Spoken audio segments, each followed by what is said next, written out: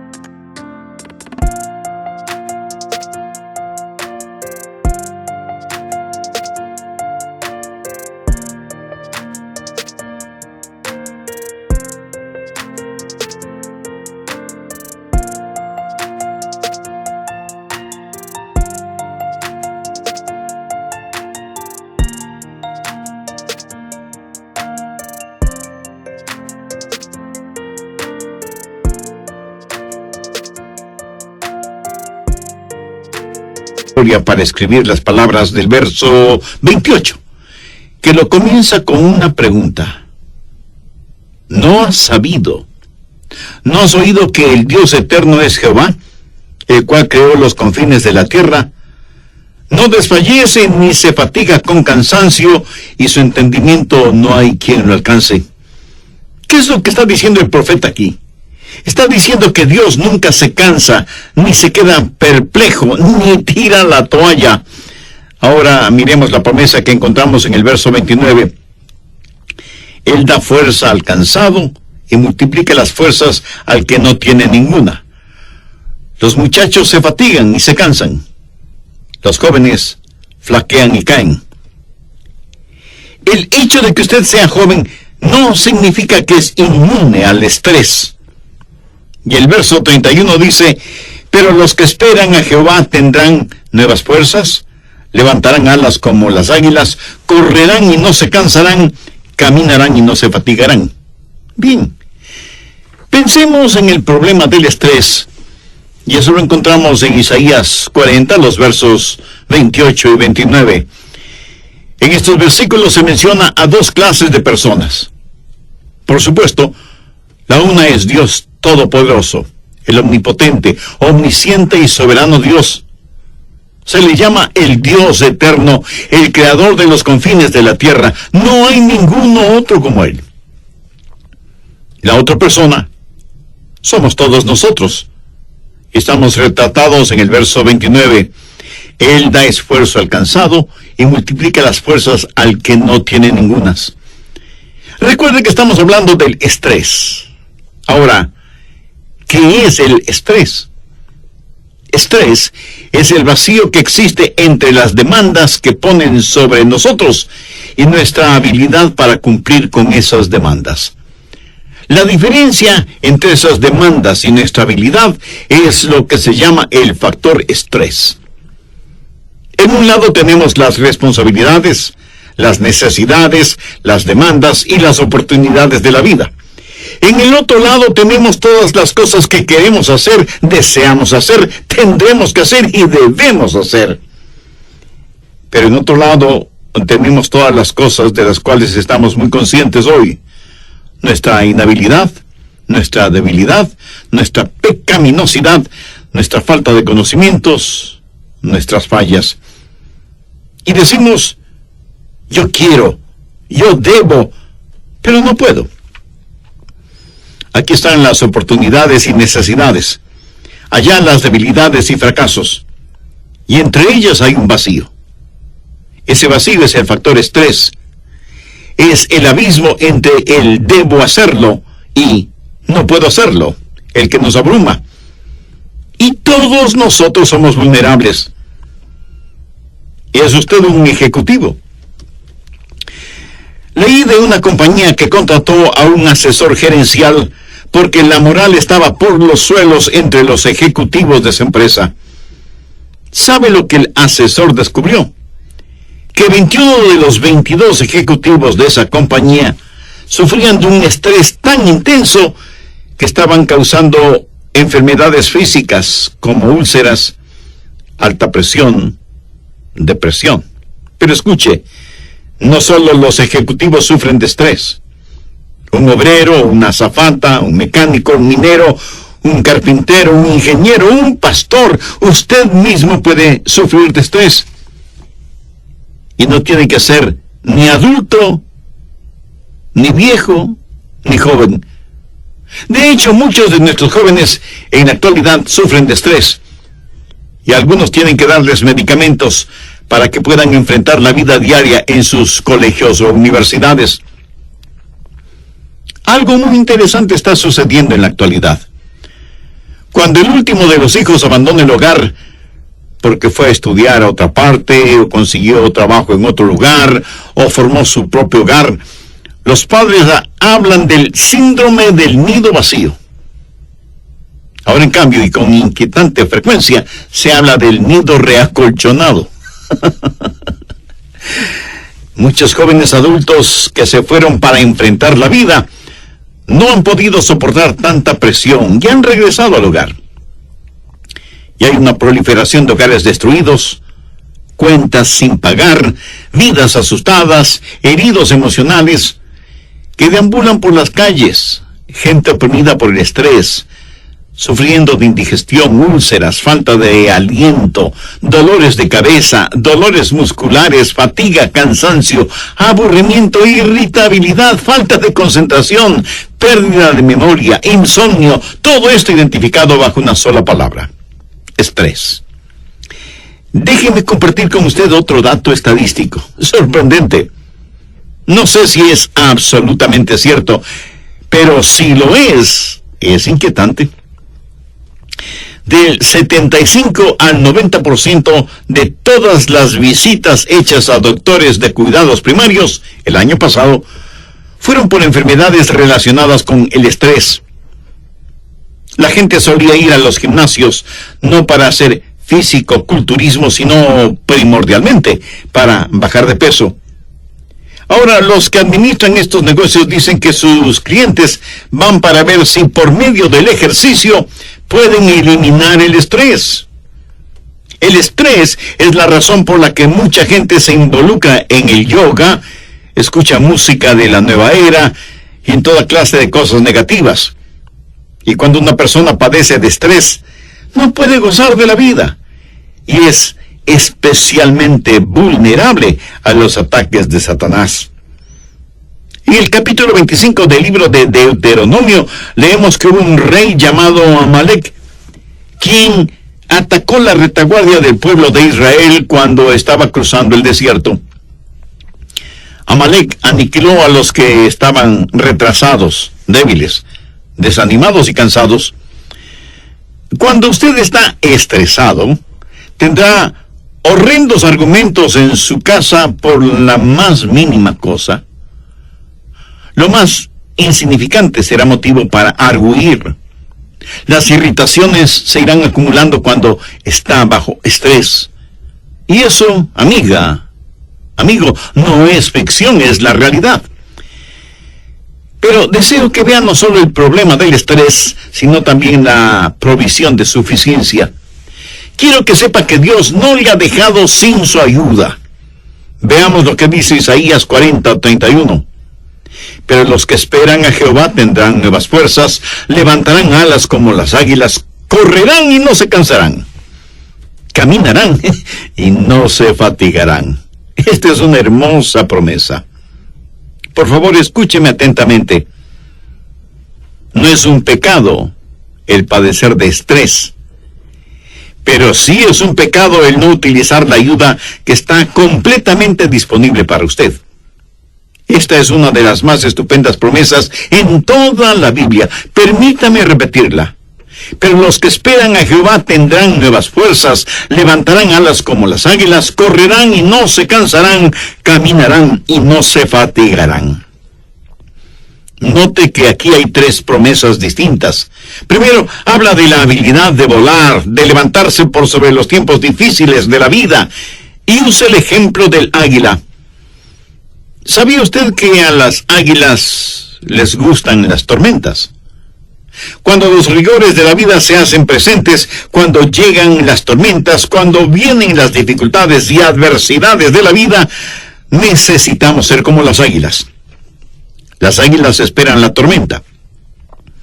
Y cuando sienten que el aire está siendo calentado por el calor de la tierra y que las ráfagas termales comienzan a soplar, salen de sus nidos en las rocas, extienden sus poderosas alas y comienzan a ascender y a planear.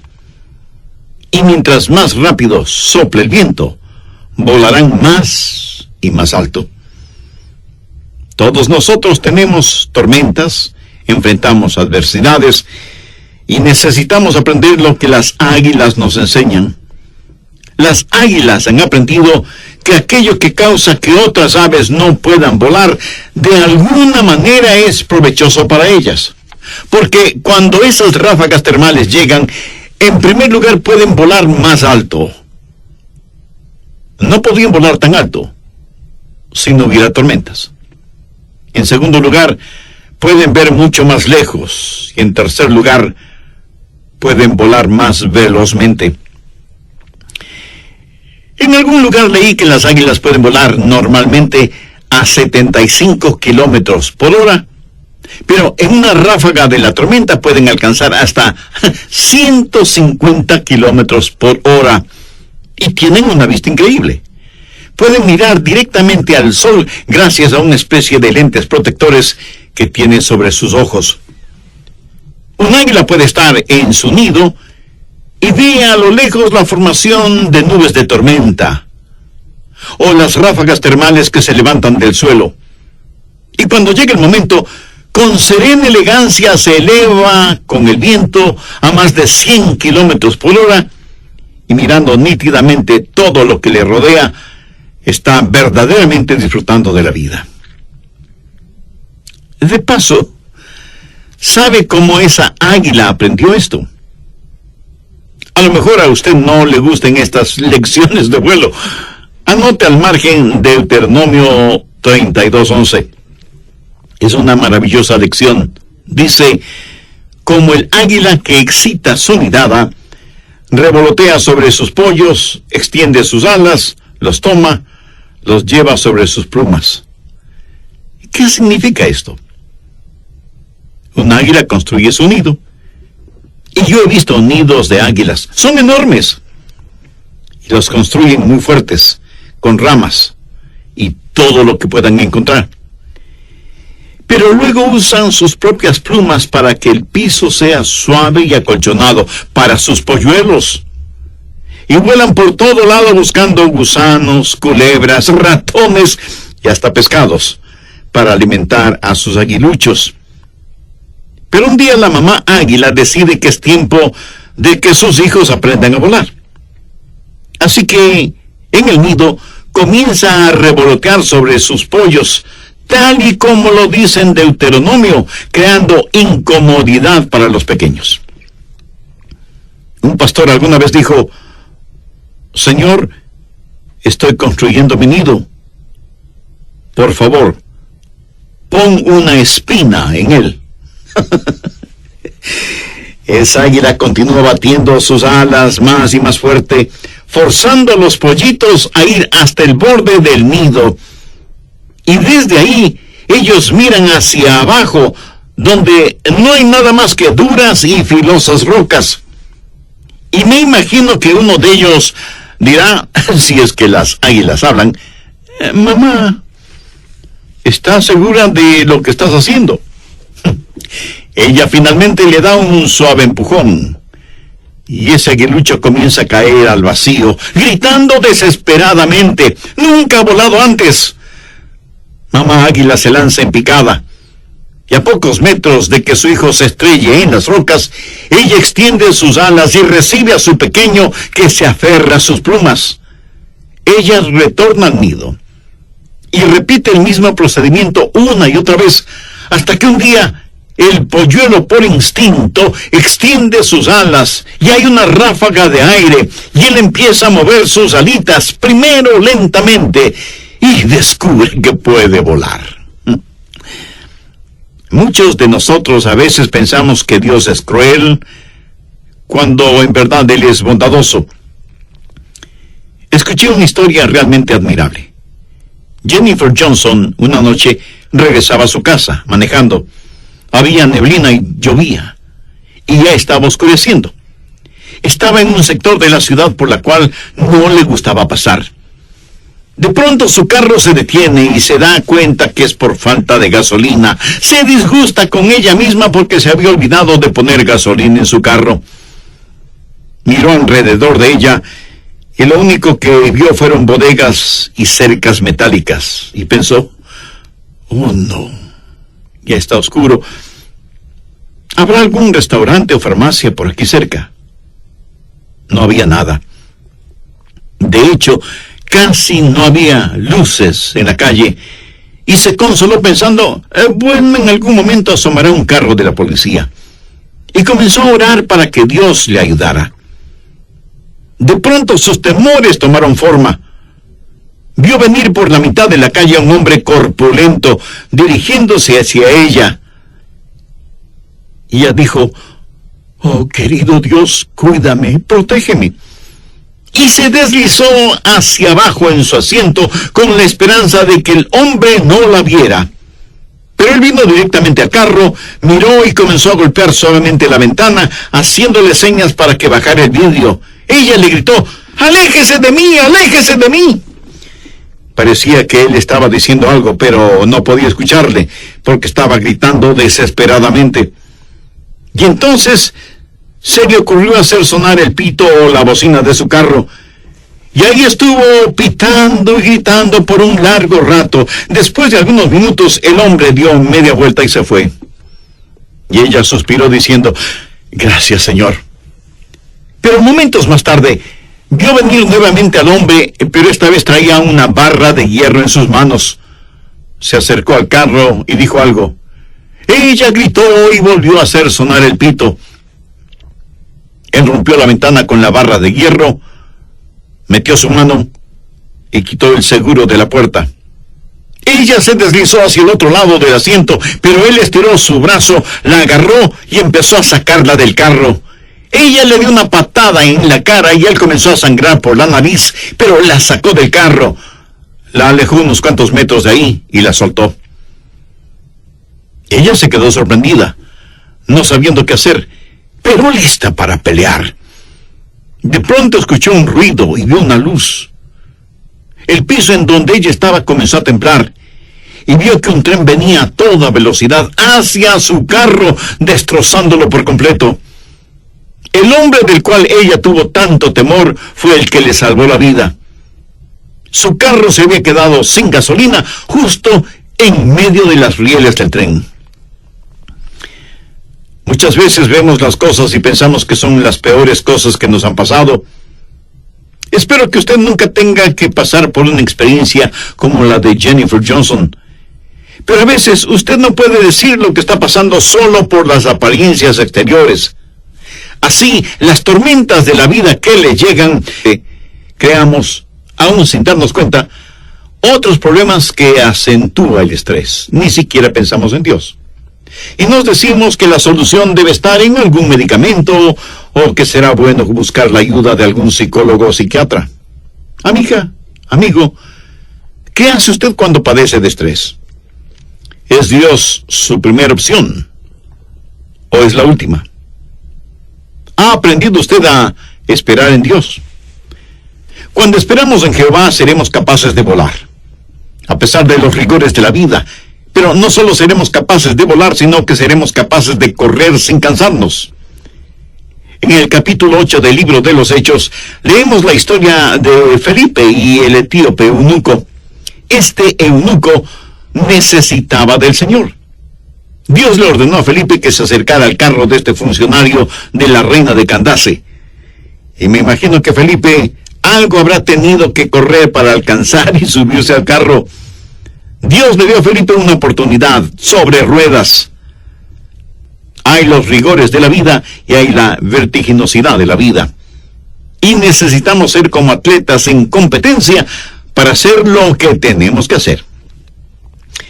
Alguien dijo, en alguna parte de África hay una gacela que al levantarse por la mañana se dice, si no puedo correr más rápido que león, terminaré en su estómago.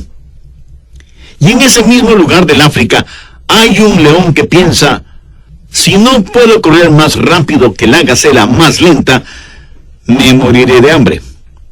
Así que tanto la gacela como el león se despiertan corriendo. Creo que a veces nos sentimos de la misma manera. Nos despertamos corriendo porque Satanás, el león rugiente, acecha en nuestro sendero.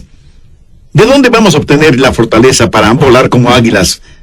¿De dónde obtendremos fuerza para correr frente a los rigores de la vida? Bien, veamos nuevamente lo que nos dice el profeta Isaías. Pero los que esperan a Jehová tendrán nuevas fuerzas, levantarán alas como las águilas, correrán y no se cansarán, caminarán y no se fatigarán. Dios le dará la fortaleza para caminar en los tiempos rutinarios de la vida. Hay los rigores de la vida y la vertiginosidad de la vida, pero ¿saben dónde la mayoría de nosotros tenemos problemas? En las cosas rutinarias. Quiero decir, cuando llegan las tormentas, las enfrentamos. Cuando llegan las oportunidades, a veces estamos preparados para aprovecharlas, pero son las cosas rutinarias en las que fracasamos. Y no se olvide que son las cosas rutinarias con las que vivimos la mayoría del tiempo. Una cosa es volar como las águilas o surgir como un atleta, pero otra cosa es permanecer en la rutina cotidiana. Y es cierto que servimos a Dios cuando nos elevamos durante los tiempos difíciles o cuando corremos durante los tiempos felices, pero necesitamos caminar día a día en la regular monotonía de lo cotidiano.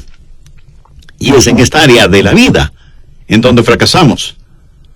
La gran necesidad que yo tengo, y me atrevo a decir que usted también tiene, es la fidelidad diaria en las cosas pequeñas. Caminar sin fatigarse. Los israelitas estaban en un peregrinaje. Dios dijo, como son tus días, así será tu fortaleza. Ellos estaban viajando desde Egipto a Canaán. No había trenes, ni buses, ni aviones, ni automóviles, ni cosas por el estilo. Pero tenían camellos y burros, aunque no demasiados. ¿Cómo viajaron los israelitas desde Egipto a Canaán? Caminando. A pie. Un paso a la vez.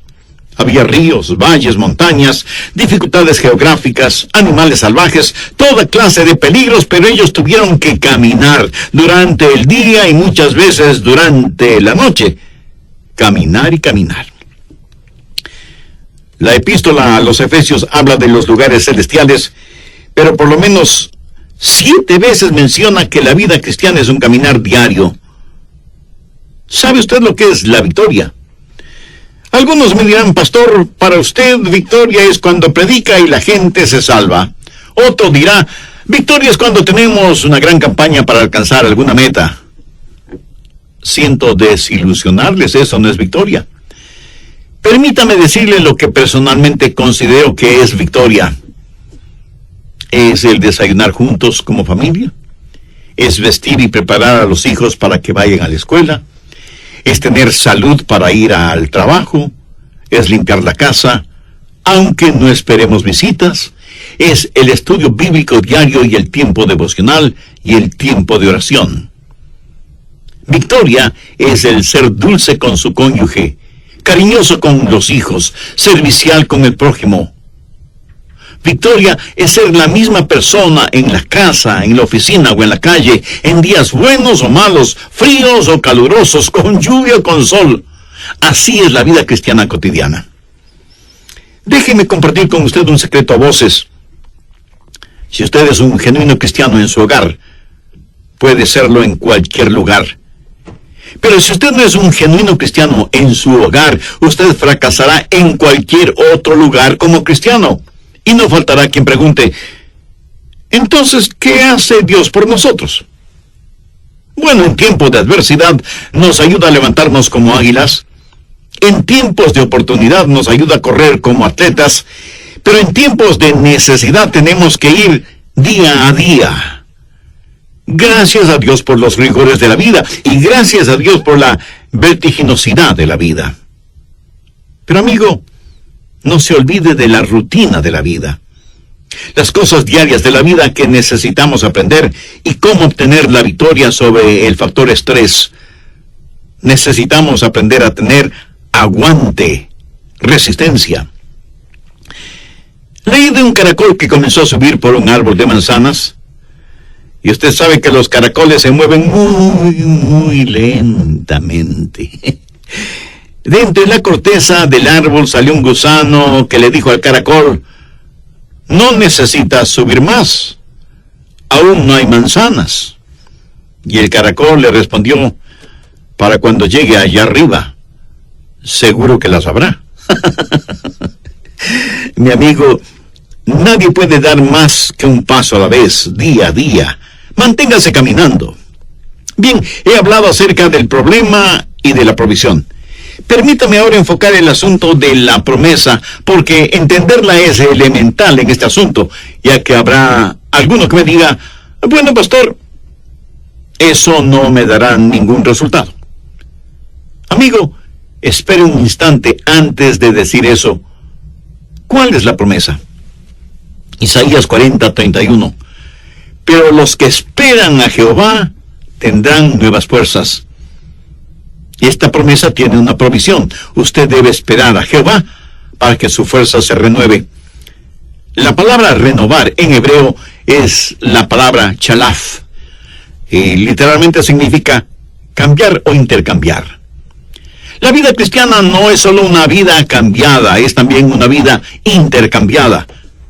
Quiero decir que le entregamos a Él nuestra debilidad y Él nos da su fortaleza. Esa es la razón por la que en Efesios 6:10 leemos, por lo demás, hermanos míos, fortaleceos en el Señor y en el poder de su fuerza. Y el apóstol Pablo en Gálatas 2:20 dice, con Cristo estoy juntamente crucificado y ya no vivo yo, mas vive Cristo en mí. ¿Lo ve? Es una vida intercambiada. Ahora, ¿cómo sucede esto? Bueno, la palabra de Dios lo explica claramente. Para que este intercambio suceda, tenemos que esperar a Dios. Y no faltará quien me pregunte, pastor, ¿qué significa eso? Déjeme aclarar esto en su mente de una vez por todas. Esperar no significa simplemente el estar sentado sin hacer nada. En épocas pasadas, cuando un joven estaba enamorado y quería que determinada jovencita fuera su novia, ¿sabe lo que hacía? Tenía que esperar. Pero esto no quería decir que él no hiciera absolutamente nada. Por el contrario, él estaba haciendo todo lo humanamente posible por lograr que esa muchacha aceptara ser su novia. En la actualidad las cosas son muy diferentes, pero usted sabe eso, ¿verdad? Cuando esperamos en el Señor, eso no significa inactividad. Esperar en el Señor significa por lo menos 4 cosas. Esto es la clave para entenderlo. Tenemos el problema del estrés. Tenemos la provisión de suficiencia. Pero hay la promesa de fortaleza. ¿Dónde conseguimos esa fortaleza? ¿Cómo podemos volar como águilas? ¿Cómo podemos correr como atletas? ¿Cómo podemos vivir día a día una vida genuinamente cristiana? Esperando en el Señor. Y como eso es absolutamente cierto, lo que usted necesita, y usted no lo entiende, el resto no tiene ninguna importancia. Esperar en el Señor significa primero que usted tiene un deseo por Él. Usted anhela tenerlo. Veamos lo que dice el Salmo 62:1. En Dios solamente está callada mi alma. De Él viene mi salvación. El rey David escribió esto en un tiempo de estrés y de angustia. Y él sabía que solo Dios podía satisfacer sus más profundas necesidades. ¿Siente usted de la misma manera? Quiero decir, ¿está usted esperando por Dios? Está diciendo, Dios, anhelo fervientemente tenerte. Ahora, si usted busca alivio sin anhelar a Dios, está en un callejón sin salida. Segundo, no solo significa que usted anhela tenerlo, sino también que desea escucharle. Busque Proverbios 8:34. Bienaventurado el hombre que me escucha, velando a mis puertas cada día, aguardando a los postes de mis puertas. ¿Qué significa ese versículo? Aquí está una persona que le dice a Dios, Dios, espero que vengas a esta puerta pronto, porque quiero escuchar las instrucciones que tienes para mí.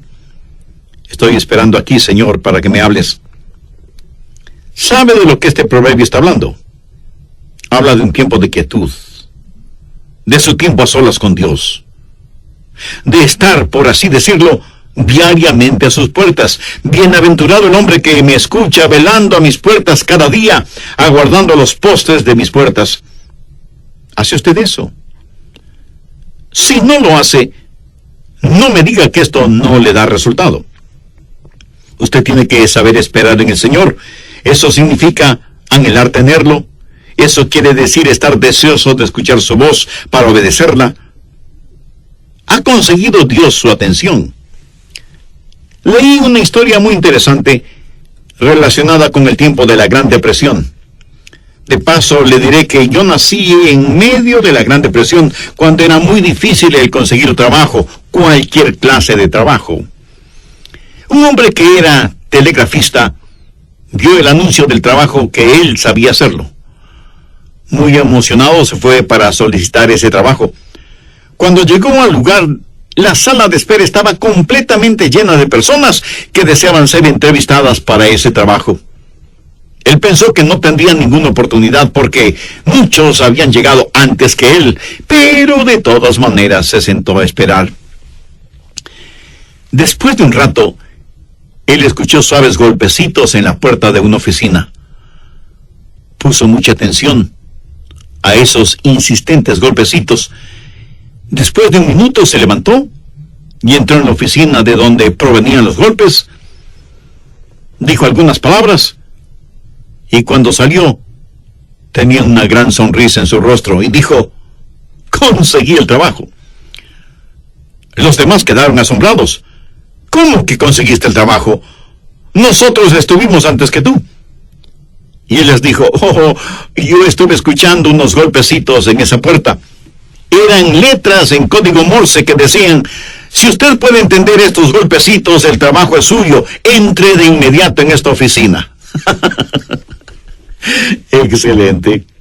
En medio de la bulla de las voces de los demás, él estuvo escuchando, estuvo en sintonía con lo insólito, lo inesperado.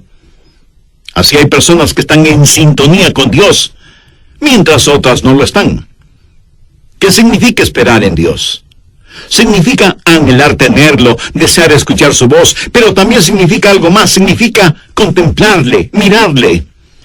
El Salmo 104:27 dice, todos ellos esperan en ti, porque les das su comida a su tiempo. Aquí habla acerca de los animales. Les das, recogen. Abres tu mano, se sacian de bien. ¿Cree que Dios cuidará de usted? ¿Tiene su mirada puesta en Él? Las aves y los animales de la selva dependen de Dios y Él hace la provisión para sus necesidades a su debido tiempo. Eso es lo que significa esperar en Dios. ¿Cree usted realmente que Dios tiene una solución para sus necesidades? Yo sé que esa es una pregunta retórica, pero la hice por énfasis, para que usted analice si usted depende de Dios, o está dependiendo de otras personas, o de otras cosas. En cuarto lugar, esperar en el Señor significa vivir para Él. Busque por favor Proverbios 27:18. Quien cuida la higuera comerá su fruto, y el que mira por los intereses de su Señor tendrá honra.